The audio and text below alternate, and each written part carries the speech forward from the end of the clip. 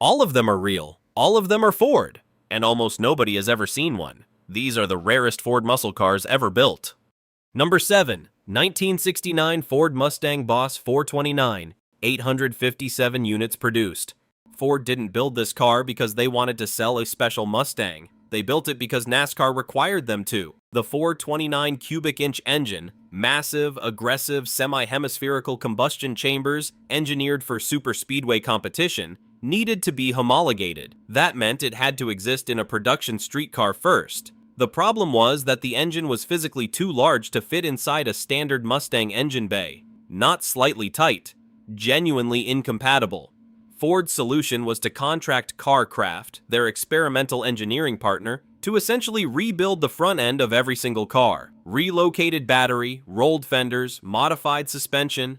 Every Boss 429 was hand-finished at CarCraft's facility in Brighton, Michigan before it ever saw a dealership. Official rating, 375 horsepower. Actual output, closer to 500. Ford was playing the same game every manufacturer played in the late 1960s. Keep the published numbers low, keep the regulators comfortable, let the car do the talking on the street. 857 units in 1969. Original price around $4,700. Today, depending on condition and documentation, Boss 429s sell for $250,000 to $550,000 and beyond. Every single one was hand-built. Every single one required individual attention before it left the CarCraft facility. That's not a production car in the traditional sense. That's closer to coachwork with a factory warranty. Number 6. 1963 Ford Galaxie 500 Lightweight, 212 units produced. Ford looked at the Galaxie 500, already a full-size heavy American car, and decided the answer was to make it as light as possible. Steel body panels came off, fiberglass replacements went on, interior insulation was pulled out. Every gram that wasn't essential to going fast was removed with the same determination that engineers usually reserve for actual racing programs. Because that's exactly what this was. Under the hood went a 427 cubic inch V8 producing 425 horsepower and 480 pound-feet of torque. The high-rise intake sat underneath a hood that had been modified to clear it. On racing tires, the Galaxie Lightweight would cover the quarter mile in 12 seconds flat. In 1963, in a full-size car, these were purpose-built NHRA drag racing weapons, sold exclusively to professional racers and the specific dealerships that served them. The idea of a regular buyer walking into a Ford showroom and driving one home was never part of the plan. These weren't retail products. They were equipment. 212 units were built, which makes them significantly rarer than the standard Galaxie production of that era and significantly more valuable today.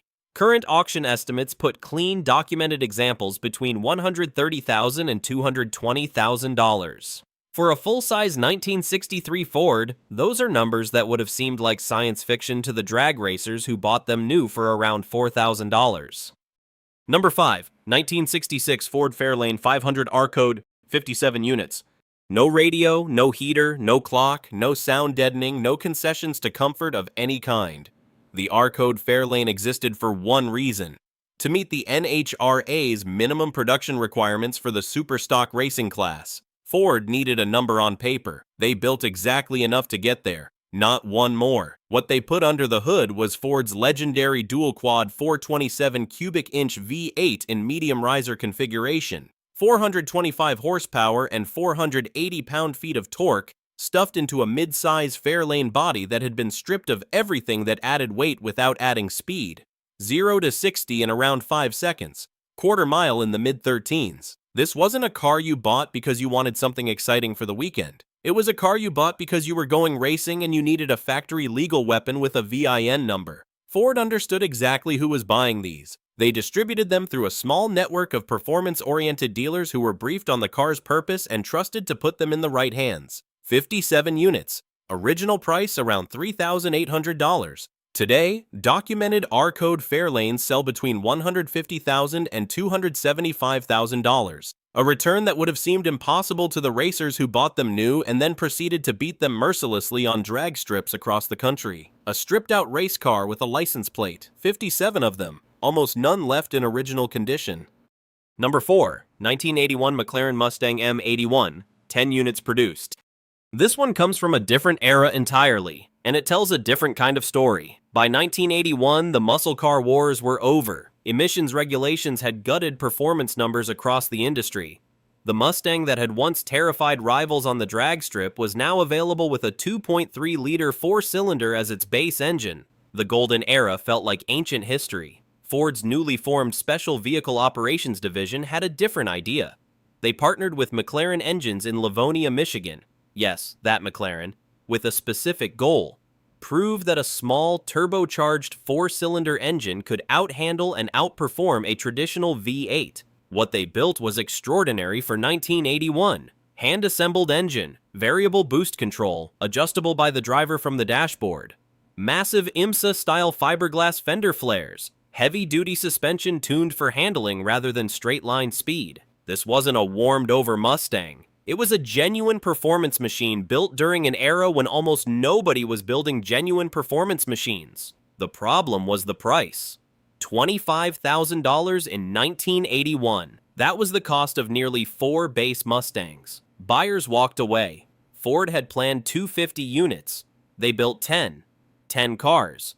Then the project died. Today, those 10 cars sell at auction between $45,000 and $82,500. Which makes the McLaren Mustang arguably the most undervalued car on this entire list given what it represents. A legitimate performance collaboration between Ford's SVO division and McLaren, built during the darkest period of American automotive performance history, surviving in numbers small enough to qualify as genuinely rare by any measure. Most Mustang enthusiasts have never heard of it.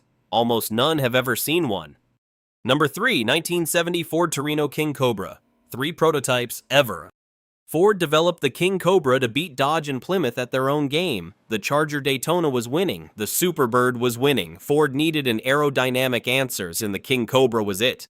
A dramatically sloped nose, recessed headlights, bodywork engineered specifically to slice through high-speed air on NASCAR's superspeedways at speeds well over 180 miles per hour. The engine estimates range from 375 to 430 horsepower depending on the configuration being tested. But this was a car designed for oval track racing. Raw power combined with aerodynamic efficiency that the standard Torino simply couldn't touch. And then NASCAR changed its rules. The sanctioning body raised the minimum production number for homologation from 500 units to 3,000. Ford ran the numbers, looked at the manufacturing costs, and canceled the program immediately. The King Cobra never raced. It never reached the public. It never got its moment. 3 prototypes survived, reportedly saved from Ford's scrap piles and sold to private owners directly. No fanfare, no auction, no announcement. Just 3 cars that slipped out of a canceled program and into private garages while most of the automotive world had no idea they existed. Today, those cars are worth somewhere between $192,500 and $525,000 based on the handful of auction records that exist. But the truth is that assigning a value to a 3-unit production run of a canceled NASCAR prototype is almost impossible. Each car that surfaces is its own event. Each sale sets its own market. 3 cars. A race that never happened. A rivalry with Dodge and Plymouth that Ford never got to finish. Number 2. 1969 Ford Mustang Boss 302 Trans Am. 4 factory team cars built. These 4 cars were never for sale. They were never meant to be. CarCraft built them as dedicated racing assets for Ford's factory-backed SCCA Trans Am program. Raw, unnumbered racing hulls stripped to their purpose and fitted with everything a professional racing driver needed and nothing else. Roll cages, heavy-duty cooling, high-compression race engines pulling over 420 horsepower from the 302 cubic inch V8. Top speeds approaching 150 miles per hour on road courses. Parnelli Jones drove one of them. That alone is enough to establish what these cars represented in their era. The street-legal Boss 302 that Ford sold to the public was already a serious performance machine. These 4 cars were something different entirely. The Boss 302 with the consumer-friendly parts removed and the racing-only parts installed. Built not to be sold but to win championships. They were corporate racing assets. Line items on a budget, not entries in a sales ledger. Today, with verified racing pedigree and direct documentation tying them to Ford's factory program, these cars are worth somewhere between $300,000 and $500,000. And that number assumes a willing seller, which is far from guaranteed. 4 cars, built to win, never offered for sale, still out there in private hands carrying history that most muscle car fans don't even know exists. Number 1. 1970 Ford Mustang Boss 429. 2 prototypes built. 2. Not 200, not 20. 2 cars built by Carcraft as a potential successor to both the Boss 429 and the Shelby GT 500, and then abandoned before anyone outside Ford's inner circle ever knew they existed. The concept was ambitious. Carcraft took a standard Boss 429 chassis and grafted on an elongated fiberglass front end borrowed from a Mercury Cougar. The result was something that looked unlike any production Mustang, longer, more aggressive, with a blacked-out interior filled with prototype instrumentation that never made it into a catalog.